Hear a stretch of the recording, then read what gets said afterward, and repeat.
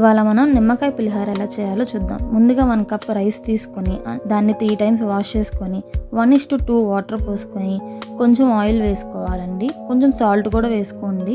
Oil వల్ల ఆ rice అనేది పొడి పొడిగా ఉడుకుతుంది, ముద్దగా కాకుండా. రైస్ కుక్ చేసుకున్న తర్వాత ముందుగా నిమ్మకాయలు తీసుకొని నిమ్మకాయలు కట్ చేసుకొని నిమ్మరసం తీసుకోండి.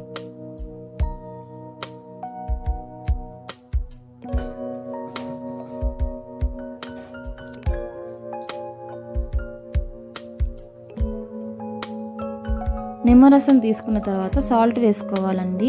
నిమ్మరసం తీసుకున్న తర్వాత సాల్ట్ ఎందుకు వేసుకోమంటున్నానంటే, ఆ నిమ్మకాయ అలా తీసిన తర్వాత పక్కన పెడితే చేదు వచ్చేస్తుందండి. సాల్ట్ వల్ల నిమ్మరసం చేదు రాదు. అందుకని చెప్పి సాల్ట్ వేసి కలుపుకొని పక్కన పెట్టుకోండి. దీనికి కావాల్సిన పచ్చిమిర్చి అండ్ కరివేపాకు, పచ్చిపప్పు, ఆవాలు, జీలకర్ర, సాయమినపప్పు, ఎండుమిర్చి. పచ్చిమిర్చి కొంతమంది అలాగే వేసుకుంటారు, కొంతమంది చీలికలుగా కట్ చేస్తారు, మీ ఇష్టం అండి. ఇప్పుడు రైస్ కుక్ అయిపోయిందండి. నాకు రైస్ కుక్ అయిపోయిన తర్వాత ప్లేట్ తీసుకొని అందులో మా రైస్ అంతా వేసేసుకొని చల్లార్చుకోవాలి. నేను ఇప్పుడు రైస్ని పక్కన పెట్టేసుకొని చల్లార్చుకుంటున్నాను.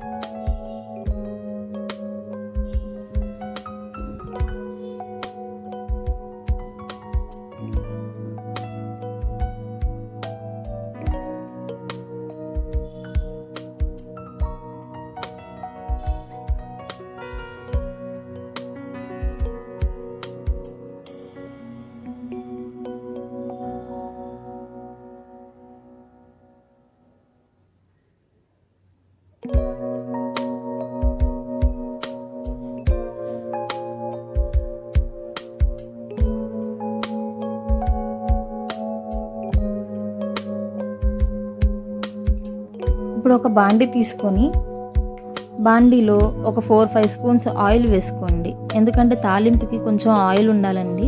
ఆ ఆయిల్ అంతా అన్నానికి పట్టాలి కాబట్టి ఒక 4-5 స్పూన్స్ పట్టిద్దండి ఆయిల్ వేసుకొని ఇప్పుడు మనం సాయమినపప్పు, జీలకర్ర, ఆవాలు అండ్ పచ్చిపప్పు ఇవన్నీ వేసి వేగించుకోవాలి.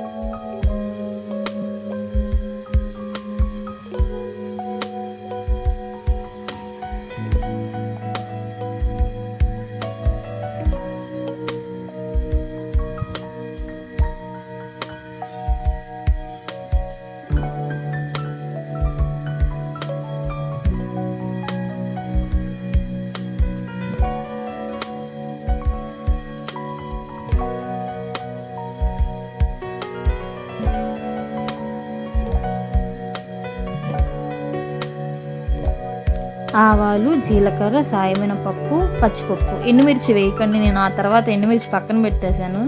ఇవన్నీ వేగేలోపు ఆ ఎండుమిర్చి నల్లగా అయిపోతున్నాయి. ఎండుమిర్చి బౌల్ బ్రౌన్ కలర్లో వస్తే చాలండి, మరీ థిక్ అండ్ బ్లాక్ కలర్లో వద్దు.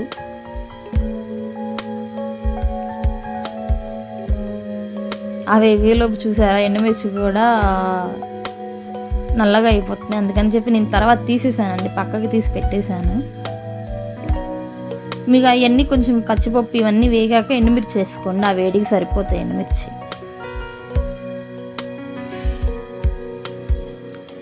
అదిగోండి తీసి పక్కన పెడుతున్నాను నేను.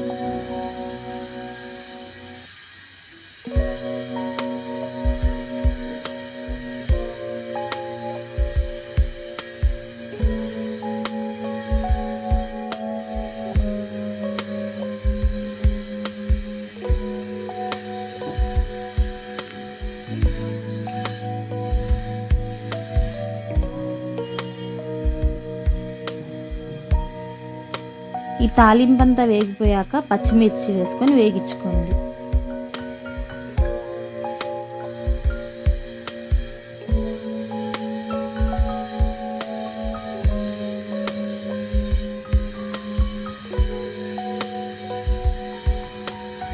తర్వాత కరివేపాకు వేసుకోండి.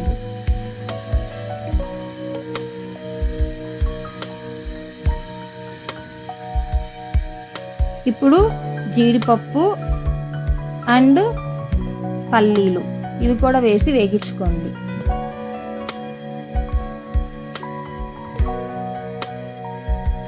ఇప్పుడే ఎందుకు చెప్తున్నానంటే, మీరు స్టార్టింగ్లో వేసేసి పచ్చిమిర్చి ఇవన్నీ వేగించేలోపు అవి బ్లాక్ కలర్లో వచ్చేస్తాయి. అందుకని చెప్పి నేను ఈ పచ్చిమిర్చి వేగాక కొంచెం 50% వేగాక జీడిపప్పు పల్లీలు వేస్తానండి. అప్పుడు లైట్ బ్రౌన్ కలర్లో వచ్చి బాగుంటాయి జీడిపప్పు తింటున్నా కూడా. ఈ తాలింపు అంతా వేయించుకోండి. గోల్డెన్ కలర్ అండి, మరి బ్రౌన్ కలర్ రానివ్వద్దు.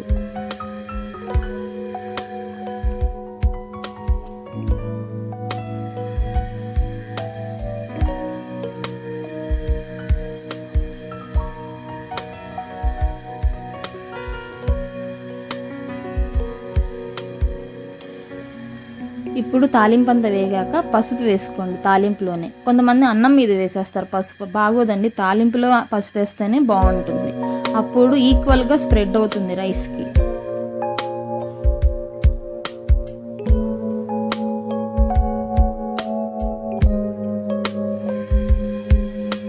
ఇప్పుడు తాలింపు అంతా వేగాక కొంచెం ఎల్జీ ఇంగు వేసుకోండి. నేను ఎల్జీయే వాడతానండి, అందుకని ఎల్జీ అనే చెప్తున్నాను.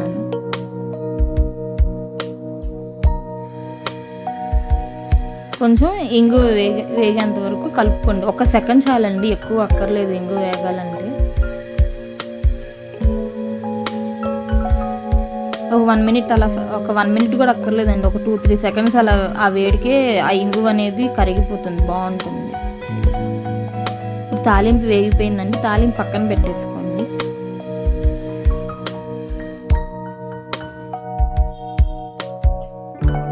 ఇప్పుడు మనం చల్లార్చుకున్నాం కదండి, ఆ రైస్ తీసుకోవాలండి.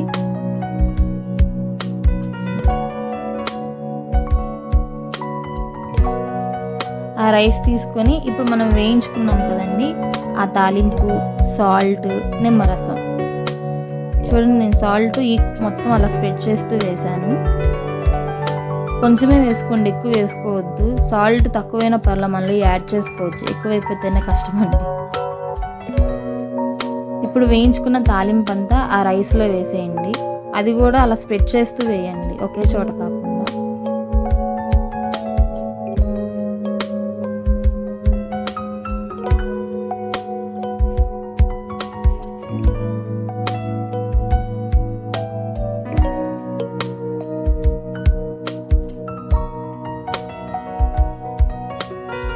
ఇప్పుడు నిమ్మరసం అలా రౌండ్గా అలా స్ప్రెడ్ చేసుకుంటూ వేసుకోండి. నిమ్మరసం మొత్తం కలుపుకోండి.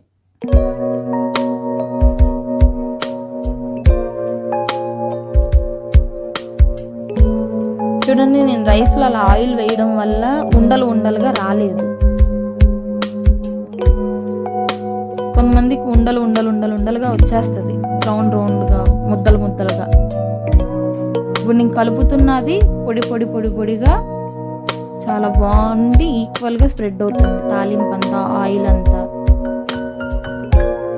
తాలింపులో ఆయిల్ వేయడం వల్ల చూడండి అలా లైట్ కలర్ ఎల్లోయిష్గా వస్తుంది. పసుపు ఎక్కువ వేసుకున్నా కూడా బాగోదండి, దానికి ఎంత వేయాలో అంతే వేసుకోవాలి, ఎక్కువ కూడా వేసుకోకూడదు పసుపు.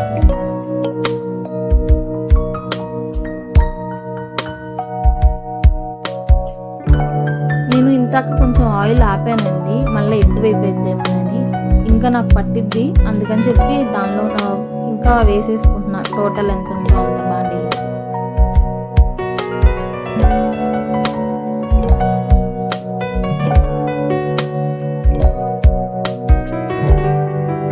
మీకు ఎంతమందికి అలవాటు ఉందండి అలా బాండీలో ఉన్నది వేస్ట్ అవ్వకూడదని చెప్పి అందులో మళ్ళీ ఉన్న రైస్ అంతా వేసేసి అలా క్లీన్ చేయడం?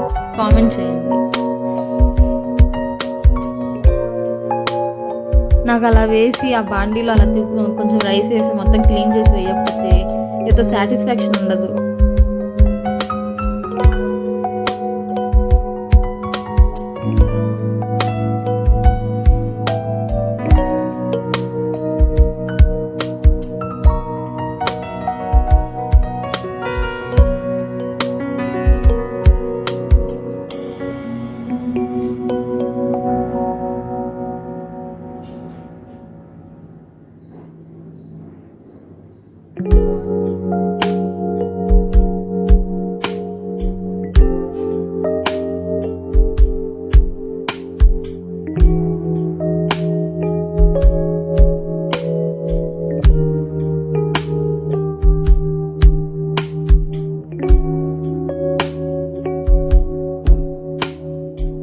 మొత్తం కలుపుకున్న తర్వాత ఒకసారి టేస్ట్ చూడండి, ఉప్పు సరిపోయిందా, నిమ్మకాయ సరిపోయిందా లేదా అని. నేను టేస్ట్ చూశానండి.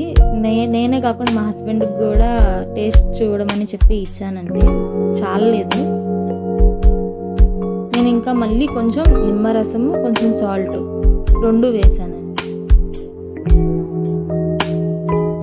1 కప్పు రైస్కి ఒక 5 or 6 అలా పడతాయండి నిమ్మకాయలు. నేను టోటల్గా ఒక 12 నిమ్మకాయలు తీసుకున్నాను. ఒక 1.5 కప్ రైస్ తీసుకున్నాను. ఒక 12 or 13 నిమ్మకాయలు తీసుకున్నాను మొత్తం.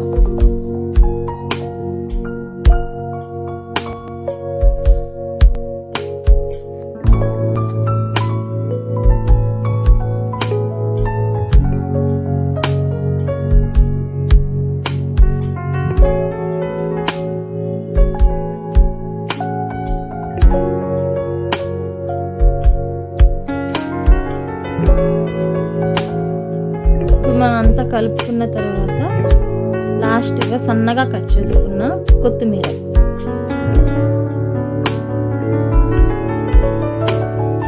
చూడండి నాకు సాల్ట్ అండ్ నిమ్మకాయ సరిపోలేదు.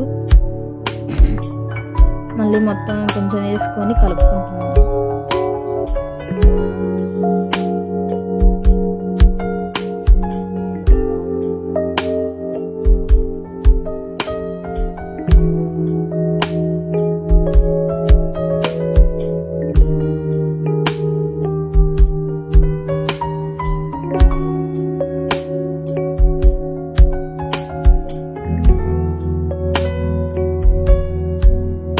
ఒక తవా పెట్టి అలా హ్యాండ్ పెట్టి కలుపుకుంటే మొత్తం బాగా స్ప్రెడ్ అవుతుందండి. ఒక చేత్తో మనం అలా కలిపిన దానికన్నా ఒక సైడ్ నుంచి తవా, ఒక సైడ్ నుంచి హ్యాండ్, చూడండి ఎలా కలుపుతున్నాను.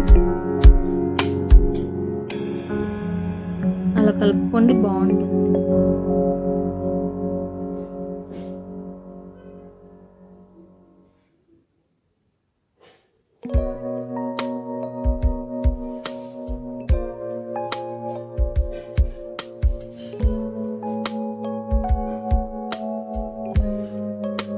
ఇప్పుడైతే నాకు అన్నీ సరిపోయినాయండి. ఇంకా ఫైనల్గా కొత్తిమీర వేసుకుంటున్నాను కట్ చేసుకొని.